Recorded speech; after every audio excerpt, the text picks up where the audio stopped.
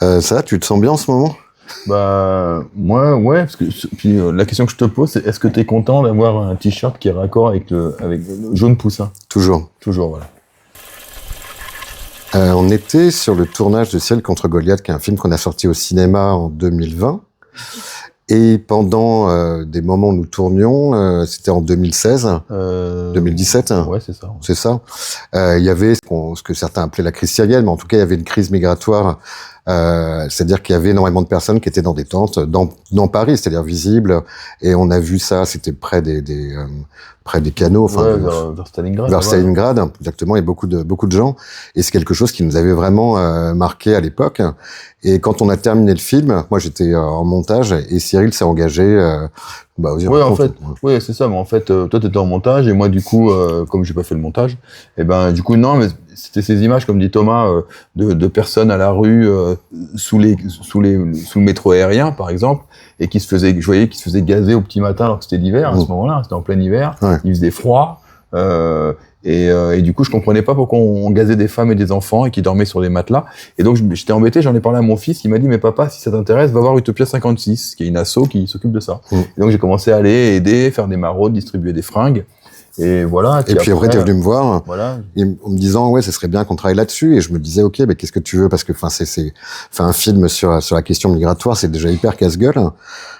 Parce que c'est complexe et que c'est difficile en fait à mener, et puis je voulais comprendre en fait pourquoi. Et Cyril était là en me disant oui, parce que les pauvres, enfin je comprends pas ce genre de choses et tout. Et il y avait quelque chose en fait dont je savais en fait de lui, c'est parce qu'il avait travaillé sur un roman qui était sur son grand-père, qui était Joseph, ouais, qui a pas été, ouais, on est parti sur autre chose, mais en tout cas oui. Joseph Montagna, qui était capitaine républicain, qui s'est battu contre Franco, et qui, en 1939, pendant la Retirada, arrive en France. La Retirada, c'est le moment où les Espagnols ont dû partir parce que Franco, Hitler et Mussolini ont écrasé les résistants républicains. Voilà, qui étaient à Barcelone, enfin les derniers à Barcelone, et qui ont dû... comme 400 000 autres. Voilà, donc ils étaient à Argelès dans des conditions ignobles, enfin comme on le connaît. Et il y avait quelque chose en fait moi qui m'a fasciné, c'est-à-dire que à un moment donné je dis à Ciel, mais tu te rappelles en fait que ton grand-père est espagnol, que tu es issu de l'immigration, donc en fait ce qui se passe aujourd'hui, ces choses-là en fait, ça te concerne aussi directement. Et je me suis rendu compte que pour des immigrations espagnoles, mais italiennes, portugaises ou polonaises, qui sont des migrations européennes, en fin de compte il y a presque un oubli de cette histoire et de cet héritage. Oui, moi, par exemple, pour finir, moi, on va jamais dire de moi, ah, mais tu es de la seconde génération de l'immigration. Jamais on va me dire ça. Par contre, d'un fils d'Algérien, d'un petit-fils de Marocain, d'un petit-fils de Tunisien, on va faire, ah oui, mais ça, c'est la deuxième génération. Mais moi, je suis la deuxième génération, pareil. Et un autre truc pour finir aussi, quand on nous dit, oui, mais vous comprenez, ça, là, vous parlez quand même d'immigration européenne, donc ça se passe mieux. Non, mais attendez. Il y a une historienne au début du film qui nous le dit, Delphine Diaz, qui nous dit, en fait, il y a eu par exemple le massacre d'Aigues-Mortes, voilà, il y a plus d'un siècle où les ouvriers italiens qui venaient en France se sont fait massacrer sous prétexte qu'ils venaient voler le travail des Français. Donc c'est pas les Espagnols. Mon grand-père était traité comme un chien. Il a été pendant des mois au camp d'Argelès. Les gens mouraient sur la plage et on disait que c'était des bolcheviks qui venaient ruiner la nation française. Donc faut quand même pas l'oublier. Donc voilà. Donc c'est aussi pour répondre à tout ça qu'on a essayé de faire une synthèse de ce qui se passe aujourd'hui avec l'immigration pour avoir une vision globale. Je vous répète, ce sont des êtres rationnels. Ils viennent nous envahir parce que nous sommes envahissables.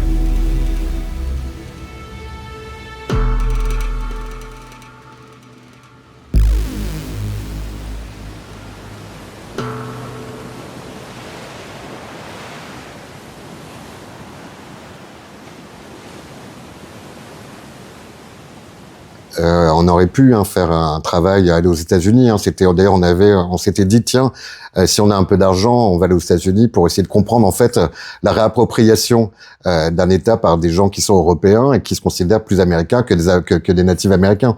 Non, on n'a pas eu le temps. Donc, on s'est consacré sur l'Europe, mais aussi sur des zones qui sont très médiatisés, que ce soit Lesbos, Lampedusa, Calais ou La Roya, c'est-à-dire des endroits en fait où il y a des passages, des endroits en fait où quelque part il y a des critiques et qui peuvent montrer d'une certaine façon une submersion migratoire. Et d'ailleurs c'est utilisé parce que c'est des petites îles et que, donc dès qu'on a quand même 4000, 10 000 personnes qui arrivent par là, en fait, les gens se disent oui ça y est, on se fait envahir.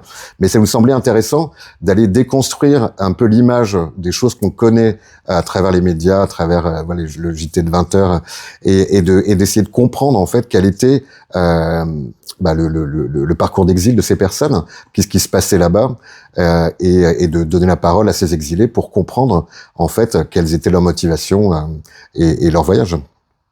Non, oui, c'est ça. Et puis c'est aussi de répondre mais de manière factuelle à ce qu'on entend aujourd'hui. Et puis moi, si on a fait ce film-là aussi, c'est que j'avais besoin aussi, moi, et j'en ai parlé à Thomas, c'est qu'on s'est dit, mais nous, on va répondre vraiment de manière factuelle, on va enquêter, on va aller faire ce que les gens n'ont pas le temps de faire. Et quand on entend ces salades qui sont régulièrement remises sur le tapis sans arrêt par les médias de plus en plus influents, il faut pouvoir leur répondre par des faits. Je veux dire, aujourd'hui, l'immigration, là, sur 2025, c'est 380 000 personnes, il me semble, c'est 0,5% de la population. Sur ce lot, il y en a une grande partie, au moins 30%, c'est des migrations estudiantines, donc pas à rester.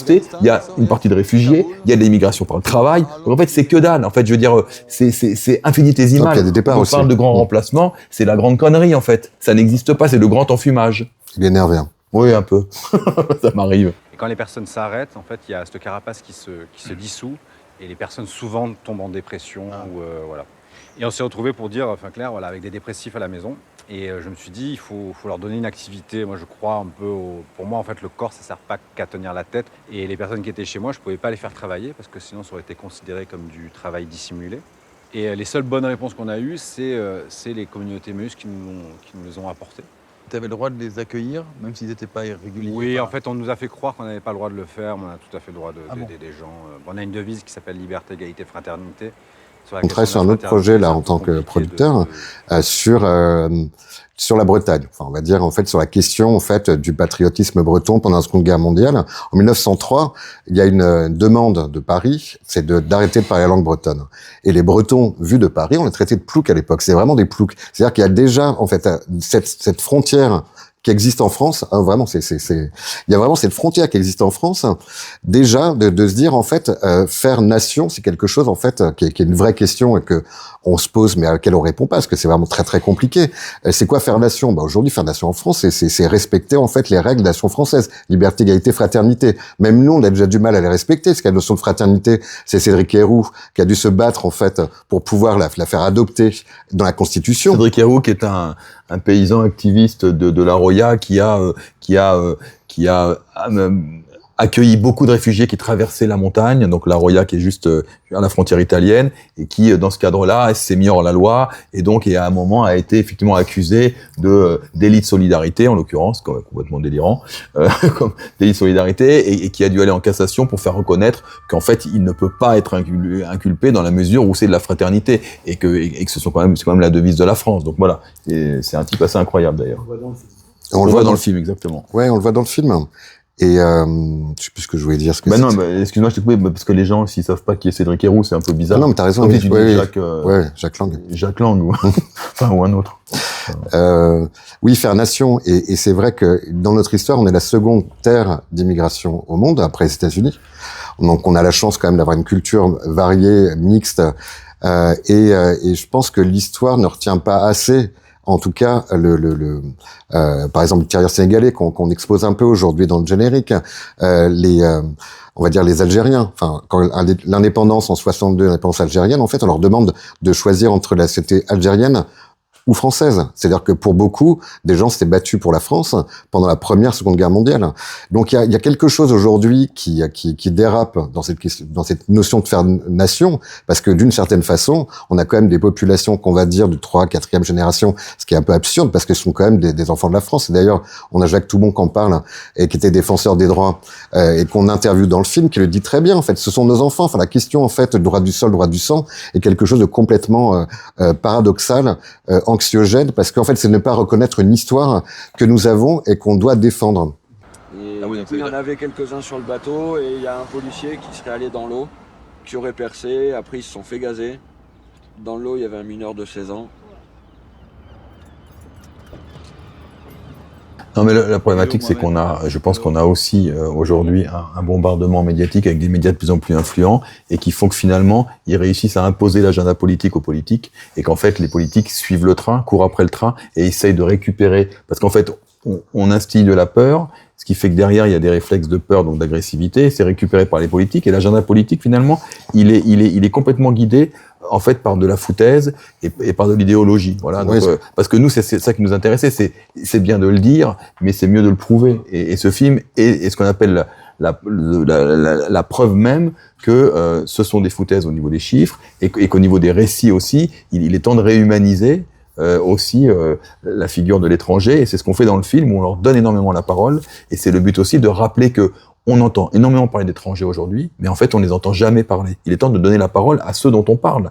Voilà. Et d'un seul coup, je peux vous dire que les barrières tombent quand vous écoutez les récits et leur volonté d'intégration. Voilà. Et cette espèce d'essentialisation sur la criminalité, elle est plus entendable aujourd'hui. C'est plus possible. Enfin, pour nous, en tout cas. Nous, on trouve ça révoltant. Voilà. Oui, c'est pour ça qu'on parle aussi dans le film. On donne cette notion de fiction de l'immigration. Et parce que effectivement, quand on voit les chiffres, quand on voit déjà rien que les chiffres, hein, quand on est avec notre ami Hippolyte Dalbis. Alors Hippolyte Dalbis, mais je pensais plutôt à François Héran. François Héran. Voilà, qui est statisticien au Collège de France, qui est pas loin d'ici. Démographe. Et statisticien aussi parce qu'il travaille un peu, mais merci. Mais oui, quand on travaille sur les chiffres, en fait, on est plus du tout dans cette idée quand même de tout ce qu'on nous balance à la télévision et qui est très anxiogène. Et vraiment aujourd'hui, je pense qu'il nous énervait, c'est de se dire, on peut pas aujourd'hui être élu sur des mensonges. Enfin, c'est donc vous parlez de la fin de la République, mais elle est là déjà de ce côté-là. C'est-à-dire que d'une certaine façon, si des politiques aujourd'hui utilisent des mensonges pour avoir des électeurs qui votent pour eux, c'est un vrai problème. Et je pense qu'il faut changer cette donnée et apporter peut-être, j'espère que le film le permettra, des données qui permettent aux gens de voter en pleine conscience. Lorsque les gens quittent chez eux, ils le font pour des raisons impérieuses. Ils ne vont pas prendre des risques insensés, ils ne vont pas dépenser des milliers d'euros auprès de passeurs pour avoir du Dafalgan remboursé par la sécurité sociale ou pour toucher quelques centaines d'euros d'allocation familiale. Mais on est convaincu que si on accueille bien, tout le monde va venir et donc on essaie d'accueillir le plus mal possible pour décourager les gens de venir. C'est complètement absurde. Comme on voit les migrations toujours en termes de problèmes à résoudre, de crises à gérer, les gouvernements vont avoir de plus en plus tendance à essayer de sécuriser, de fermer les frontières. Et donc, soit avec des agences comme Frontex, soit carrément avec des murs ou des fils de fer barbelés. Et on va imaginer que c'est un signal pour décourager ceux qui sont à l'extérieur de la frontière, pour les décourager de venir. En réalité, c'est surtout un signal qui est donné à ceux qui sont à l'intérieur de la frontière, comme une manière de les rassurer quant au fait qu'ils sont du bon côté de la frontière et qu'on les protège. Non, mais c'est un film qu'on a fait entièrement à deux. Et je trouve qu'on a... En fait, on a préécrit, mais en fait, on en a appris autant en le faisant qu'en écrivant, ce qui fait qu'on a énormément tourné. Pour être clair, on a plus de 400 heures de rush, ce qui est absolument phénoménal.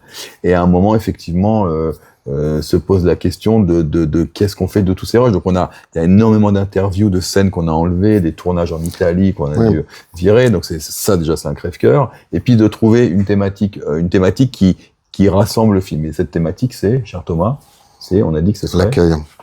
L'accueil. Mais après, dans la technique des choses, Cyril a beaucoup été là au début, à rencontrer les gens, il est parti avec sa voiture pour aller, voir en fait les associations qui travaillaient, voir des exilés. Il a accueilli chez lui. Et ça, c'est quelque chose que je l'ai laissé faire, parce qu'il y a quelque chose d'important. On voulait pas que ce soit un film de propagande ou un film en fait de sachant. Et donc, du coup, il y a une sorte de procédé méta qui se passe, c'est-à-dire que Cyril, lui, il a son film en tête. Mais moi, en fait, toutes ces choses-là, en fait, moi, j'y comprends rien. Et donc, du coup, et un peu comme Cyril contre Goliath, c'est-à-dire que ce qui est marrant, c'est que j'adore filmer Cyril parce qu'il a il est hyper expressif, il a une envie, en fait, de changer le monde, et ce qui est rare. Ce mélange de Candide et Don Quichotte qu'on avait déjà, en fait, dans Cyril contre Goliath, et que moi, je trouve, fascinant parce qu'il y a peu de gens qui sont comme ça aujourd'hui. Et, mais je loose tout le temps. Ouais, tu looses pas, mais parce que là, il y avait pas à loser, mais ce qui était génial, c'est qu'effectivement, j'ai filmé sans sans savoir. Donc en fait, je disais, je comprenais pas les choses. Il y avait une obligation quand il parlait avec des gens qu'il avait déjà rencontrés, en fait, de clarifier les choses pour qu'on puisse comprendre.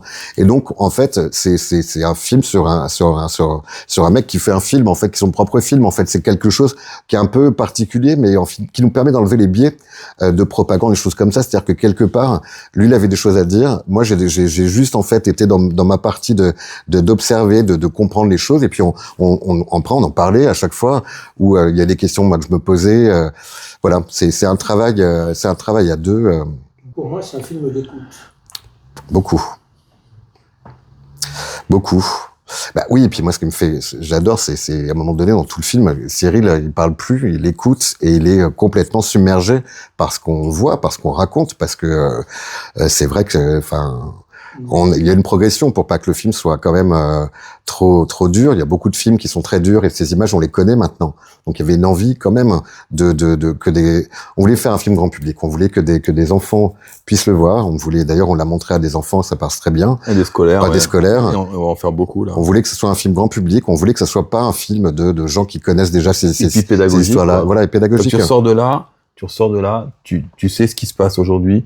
À propos de l'immigration en Europe. Tu sais ce qui se passe, tu connais les tenants, les aboutissants, tu as des récits, c'est humain, c'est vraiment le but, d'avoir une synthèse. Voilà, là tu sors de là, tu as compris. Vraiment, voilà. Ouais, et puis moi ce que j'aimais bien, c'était ta recherche de ton grand-père. En fait, il y a toujours ton grand-père, moi je le voyais en fantôme dans tous les endroits où on allait, parce qu'il était toujours là à dire « Ah oui, mais moi mon grand-père et tout ça », mais parce que tu l'as pas connu. Non. Et en même temps, bah, il était à la place de Yadoula qu'on a dans le film, qui est un jeune Afghan qu'on a rencontré. Ouais, oui, c'est ça, oui.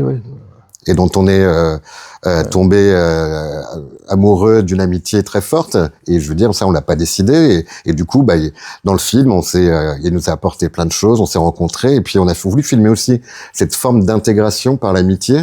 C'est-à-dire où, en plus, lui, il déteste qu'on lui file des coups de main. Donc, c'est quelque chose, on était juste là en tant qu'amis. Yadoula, c'est un jeune Afghan de 25 ans qu'on rencontre dans le film et qu'effectivement, ça commence par un hébergement citoyen, ce qu'on appelle comme ça. Et on suit lui, il est prof de yoga et il est acteur et metteur en scène. Ouais. Et donc, on le voit s'intégrer à la France par le travail aussi. Et on est toujours avec lui. Il y a quelque chose de très fort là-dessus. Et c'est vrai que quelque part, on a envie de faire ce que d'autres ont fait pour mon grand-père jadis, c'est-à-dire l'aider mon grand-père est devenu galeriste émérite avec une galerie Place Vendôme, puis rue du Faubourg Saint-Honoré, où effectivement aussi il y exposait des réfugiés d'Amérique du Sud, d'Espagne. Voilà. Donc en fait, il a très bien réussi. Et quand je vois comment il était traité, on n'est pas loin des éléments de langage de ce qu'on trouve aujourd'hui sur les populations aujourd'hui africaines et moyen-orientales. C'est ça qui est absolument dingue. Il y avait même d'ailleurs au début du film, mon cousin qui est un journaliste réalisateur espagnol nous rappelle quand même qu'il y a eu à l'époque des textes de loi français où la droite et l'extrême droite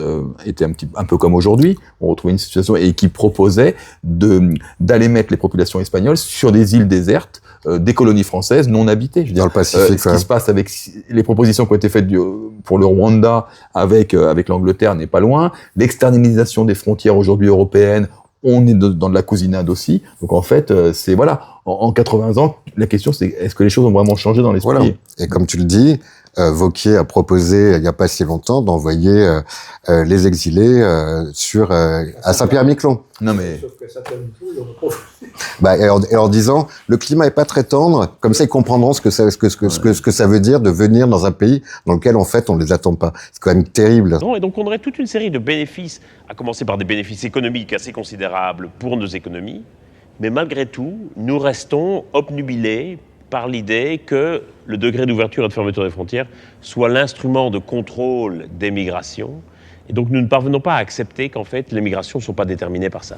Et la vraie question, c'est qu'est-ce qu'on fait de cette humanité ? Parce qu'on a quand même, en sortir de la guerre, on a quand même les accords de Genève. Voilà, c'est-à-dire qu'on a un grand nombre de pays qui se sont dit plus jamais ça. La Convention de Genève. La Convention de Genève. Et on est là dans un monde où on est en train de fouler du pied ces valeurs et cette humanité qu'on a construite, mais à quel prix? Voilà, c'est là le vrai danger. Et plus on avançait sur le film, et plus on se rendait compte de ce qui se passait. Et là, le film terminé, on a ICE aux États-Unis qui est en train de continuer une sorte de déshumanisation de l'étranger, comme si la frontière change les individus. C'est quand même quelque chose de terrible. Et de la part surtout de gens qui ne sont pas des natifs américains, qui sont là-bas, qui ont tué. Mais c'est le plus grand génocide du monde. C'est quand même le génocide des Indiens Indiens d'Amérique, en fait, qui ont été complètement tués, voilà, par millions, et on est face à complètement une inconscience dans le discours politique. Et puis c'est d'autant plus dingue que si on prend l'Italie, Meloni, qui se revendique de Mussolini, il faut quand même savoir qu'à la fin de sa mandature, elle aura distribué 1 million de permis de travail. Je veux dire, on est dans une situation où cette femme laisse mourir des gens en mer en empêchant les bateaux de faire plus d'un sauvetage. Un seul sauvetage à chaque fois. Donc les bateaux qui viennent de sauvetage.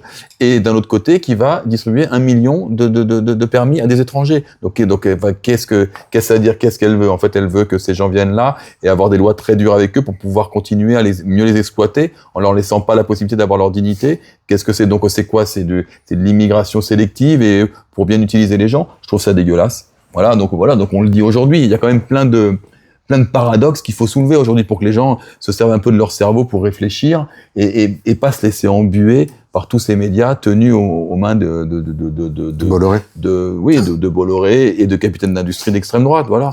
Et on est là pour lutter contre eux. Je veux dire clairement. Hein. Et c'est ça qui est dingue, effectivement, et de voir qu'on a Capgemini aujourd'hui, enfin hier, qui a été épinglé pour avoir pris de l'argent en fait, du gouvernement américain pour permettre de donner des outils à ICE pour retrouver des gens de contrôle. C'est-à-dire qu'il y a, et on entendait quand même, comment s'appelle-t-il, cet ancien avocat qui a été désavoué. Qui parlait de rafle hier. Ah oui, il était, oui. Comment il s'appelle? Oui, mais le fils Klarsfeld. Arnaud Klarsfeld, qui parle de rafle. Bon, enfin, donc il y a quand même, non mais c'est vrai qu'il y a quand même quelque chose. Ses parents qui appellent à voter RN alors qu'il a fait la plus grande chasse des nazis qui existe. Ouais. Mais quand même, enfin c'est pareil. Là. Eux, c'est quand même un contre-exemple total. Hein, on est. Mais il existe. Oui. Il existe, bien sûr, Non, bien mais- sûr. Et les discours sont là, c'est-à-dire, et c'est pour ça qu'on commence le film par cette définition du mot barbare, voilà, dans son nom commun et dans son adjectif, c'est-à-dire effectivement c'est l'étranger, celui qui n'est pas né dans la cité, celui qui n'est pas sang pur. Dans l'adjectif, en fait, c'est quelqu'un d'inhumain et de cruel. Et il y a quelque chose depuis toujours qui existe là-dedans, c'est que l'étranger, on a confondu ces choses-là. L'étranger inhumain cruel, c'est celui qui va nous assassiner, violer nos filles, et c'est toujours ce même discours. C'est-à-dire que les gens nous disent, oui, mais les Africains qui viennent, ils vont violer nos filles, ils vont piquer notre boulot, ils vont, nous faire, ils vont squatter sur la place à fumer des joints. Moi, je l'entends, et on se dit, mais comment on peut vivre dans un monde où l'autre est considéré comme étant quelqu'un de différent dès lors qu'il a passé une frontière. Parce que il faut savoir une chose, c'est que les gens qui migrent, qui exilent, il faut avoir de l'argent. Donc en fait, c'est quand même l'émigration, c'est les plus riches qui viennent en fait en Europe. Il faut de l'argent pour. Oui, il faut de c'est l'argent 5, pour. 10 000 dollars. Hein. C'est hors de prix. C'est 10 000 très euros. cher. C'est-à-dire que je pense qu'il y a des gens en France Non, qui mais- ne pourraient pas mais les gens partir. doivent se rappeler un chiffre, 85% de l'immigration, par exemple, d'Afrique subsaharienne, 85% se fait dans les pays frontaliers. Mais pour des raisons qui sont des raisons rationnelles. C'est-à-dire qu'en l'occurrence, ils ont La langue. les frontières, qui les a dessinées? Les pays occidentaux. Lors du partage de l'Afrique, donc dans ce cas-là, avec les anciennes colonies, du coup, ils ont toujours une famille de l'autre côté de la montagne. Ensuite, les régimes frontaliers, du coup, c'est juste à côté, donc ils vont à côté dans la famille, puis ils attendent que ça se passe. Ça, c'est la première raison. Et la deuxième raison, c'est que de toute façon, ils ont pas les ronds pour pouvoir partir plus loin, voilà. Et puis que fondamentalement, personne n'a envie de quitter son pays. Non. Personne, je connais personne qui est content de quitter son pays. Donc donc c'est les trois raisons qui font que ensuite derrière, on a 15% donc voilà, tout ça encore.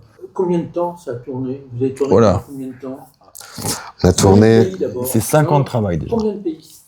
la Grèce, l'Espagne, l'Italie, la France. 5 ans de travail. À partir du moment où on a commencé jusqu'à la sortie. Ouais, à écrire, à réfléchir à ça. 5 ans. En termes de tournage, on a 38 jours, je crois, de tournage. Mais étalé sur Oui, il est allé sur longtemps, mais bon, c'est 2 ans. Hein. Voilà, mais c'était des journées un peu complètes, mais 38 jours de tournage. Voilà. Et combien d'heures de rush? 400. Je crois qu'on est à plus. Hein. Non, je crois qu'on était à plus. On est à hein. plus, on est à plus. On était à 2 caméras aussi. On était souvent à 2 caméras, donc. La sursécurisation du port et de Eurotunnel a fait que en fait, les exilés et les passeurs se sont réorganisés autour de passer différemment. Que ça soit ici ou autour de l'ancienne grande jungle de Calais, tout un système de barrières a été mis en place pour empêcher les gens d'essayer d'accéder au port et surtout aussi d'accéder aux camions. sur certaines interviews, on avait les larmes aux yeux, on était complètement submergés par l'émotion des récits de ces personnes. Il y a des choses qui nous ont marqués, donc on en parlait, on essayait, et c'est toujours en fait le film. Bon, on a des idées. En fait, un documentaire, il s'écrit 3 fois. Il s'écrit à l'écriture, il s'écrit au tournage et il s'écrit au montage. Et donc, on était, voilà, c'est toujours ça. Et au montage, ça a été des crève-cœurs. Et on se disait, il y a des choses qui fonctionnent pas. Avec Améliès, le monteur, on a cherché à, voilà. Alors là, c'était. Cyril était au début, lui, sur à prendre toutes ces informations. À la fin, il fallait qu'il y en a toujours un des deux quand même qui soit en retrait. Donc moi, j'étais au montage avec Améliès, le monteur. Améliès avait tout fait là. Et après, on en parlait avec Cyril. Moi, je disais, là, on en est là, on a fait ça et tout. Surtout, tu m'appelais, tu me disais, je peux te dire un truc. J'étais là, ouais, quoi, dis-moi.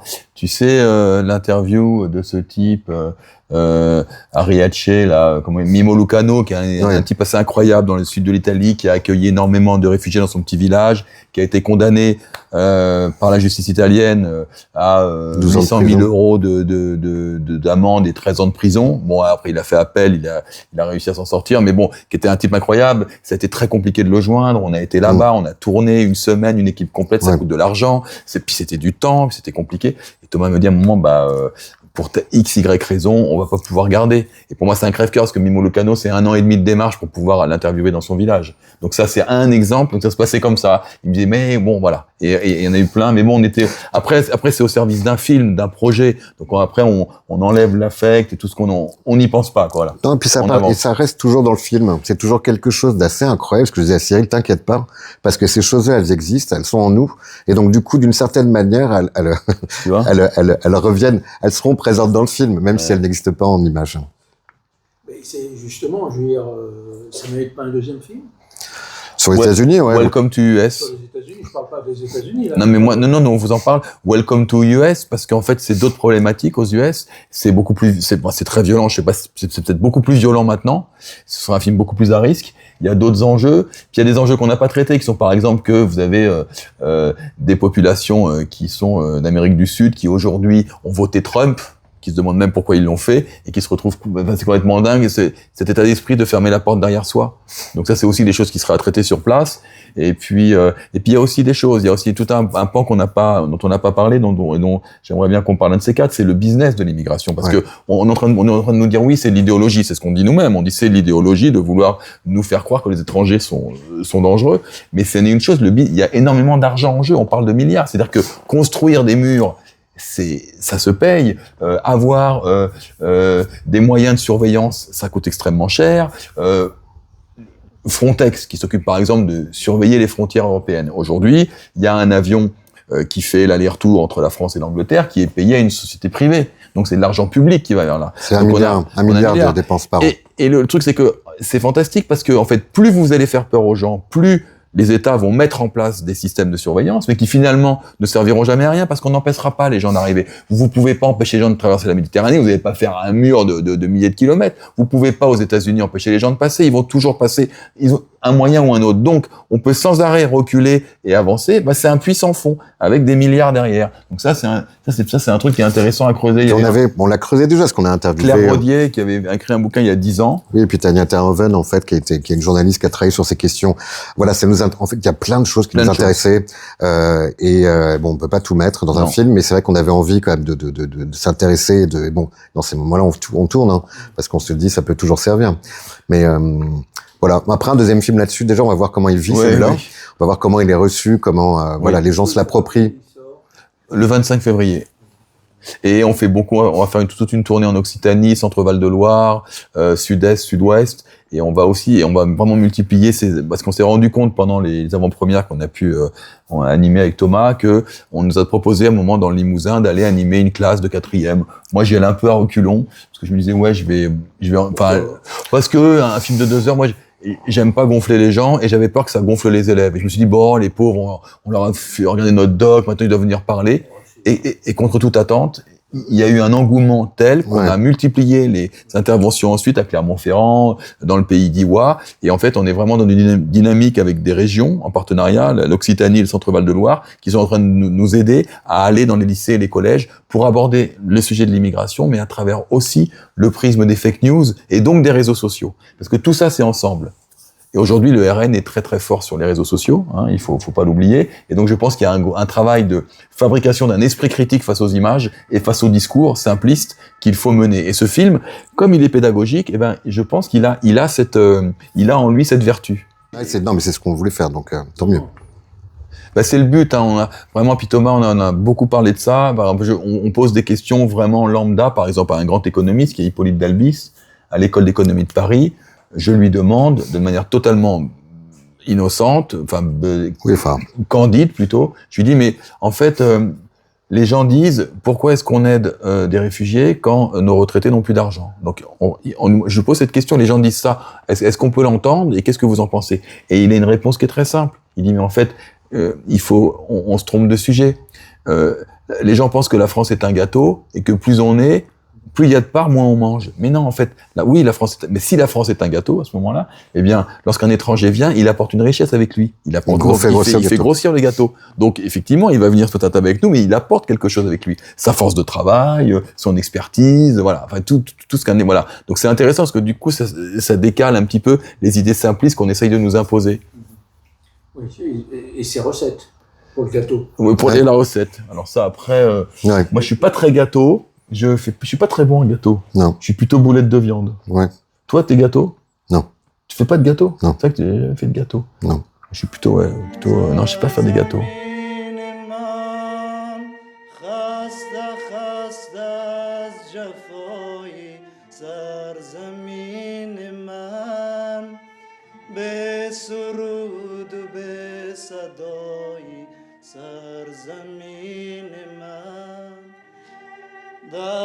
دردمندی به دوای سرزمین من کی غم